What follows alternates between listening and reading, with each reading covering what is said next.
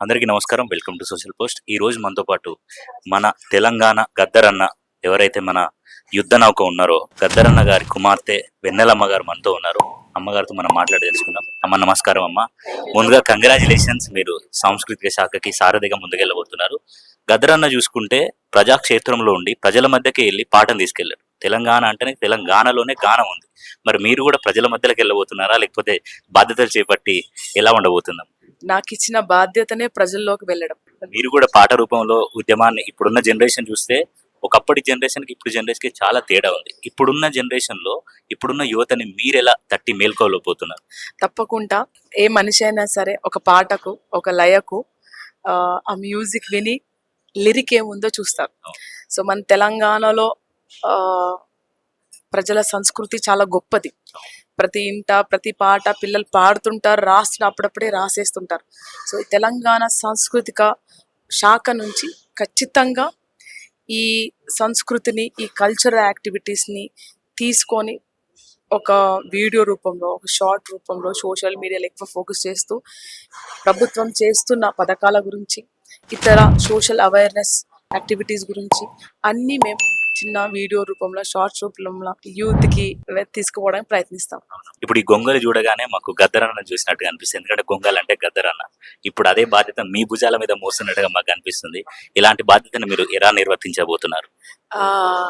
జీవితం త్యాగం చేసి ప్రజల కోసం రావడం చాలా కష్టమే. ఎవరెస్ట్ అయినా ఎక్కొచ్చు, కానీ ఎవరెస్ట్ ఎక్కడం అది సెల్ఫ్ సాటిస్ఫాక్షన్. ఇక్కడ సెల్ఫ్ సాటిస్ఫాక్షన్ అంటే 10 మంది ఆనందంగా ఉంటే నేను ఆనందంగా ఉంటా. నాకు తిండి లేకపోయినా, నేను చనిపోయినా, కత్తులకు ఎదురు ఇదని. సో ఈ బాధ్యత పెద్ద బాధ్యత. నేను గద్దరన్న లాగా ఎంతో మంది అమరవీరుల్లాగా, విప్లవకారుల్లాగా, ఉద్యమకారుల్లాగా గొప్పగా చేయకపోవచ్చు. వాళ్ళ బిడ్డగా, వాళ్ళ శిష్యురాలుగా నా తోటి ఎంత వేరకు నేను చేయగలుగుతానో అంత నిజాయితీగా నా బాధ్యతను నిర్వహిస్తానని తెలియదు. ఇప్పుడు ఉక్కు సత్యాగ్రహం అనే సినిమా వచ్చింది, వైజాగ్ స్టీల్ ప్లాంట్ గురించి. ఈ సినిమా ఎందుకు చూడాలి అంటారు జనాలకి? ఉక్కు సత్యాగ్రహం స్టీల్ ప్లాంట్ 32 మంది తమ జీవితాలను త్యాగం చేసి వాళ్ళ ఊర్లో స్టీల్ ప్లాంట్ స్థాపించారు. ఎందుకోసం స్థాపించారు అక్కడ అంటే, స్టీల్ ప్లాంట్ అక్కడున్న ప్రాంత ప్రజలకు జీవనోపాధి జరుగుతుందని పెట్టారన్నమాట. దాన్ని ప్రైవేటీకరణ చేయడం వ్యతిరేకిస్తూ గద్దర్ గారు చాలా బాధపడ్డారు.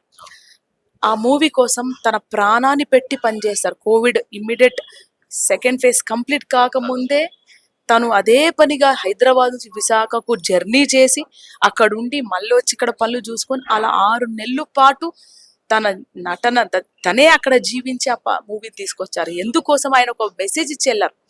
ఇలా ప్రైవేటీకరణ చేసుకుంటూ పోయారనుకున్న రానున్న యువతానికి, పేద ప్రజలకి, సామాన్య ప్రజలకి ఉద్యోగం దొరకడం చాలా కష్టం. ఆ ఉద్యోగం దొరకక యువత చదువుకున్న క్వాలిఫికేషన్ ప్రకారం వాళ్ళకు ఉద్యోగాలు దొరక, లోకల్ ప్రాంతాలు ఉద్యోగాలు దొరక వలస వచ్చి ఎక్కడెక్కడో వెళ్ళి బతుకుంటా ఒక కుటుంబంతోని, తమ జీవితంతోని, తమ చదువుకున్న చదువు లేని ఆశయం లేకుండా చదువుకుంది ఒకటి పని చేయడం చేసి ఒక డిసప్పాయింట్మెంట్లా అన్ని వ్యసనాలకు లోటే చాలా చిన్న వయసులోనే చనిపోయి తమ కుటుంబాలను ఎటుగాకుండా చేస్తున్నాయి. సో దానికోసం వ్యతిరేకిస్తూ, స్టీల్ ప్లాంట్ ప్రైవేటీకరణ వ్యతిరేకిస్తూ ఉద్యమంలో నేను నిలబడిపోతున్నాను, నేను అక్కడ కూర్చొని నిరాహార దీక్ష చేస్తానని ఒక పిలుపు ఇవ్వడానికే గద్దర్ గారు ఆ మూవీలో యాక్ట్ చేశారు. సో దానికి సపోర్ట్ చేస్తూ ముందుకెళ్ళాలని కోరుతున్నాను. ధన్యవాదాలమ్మా. Thank you so much.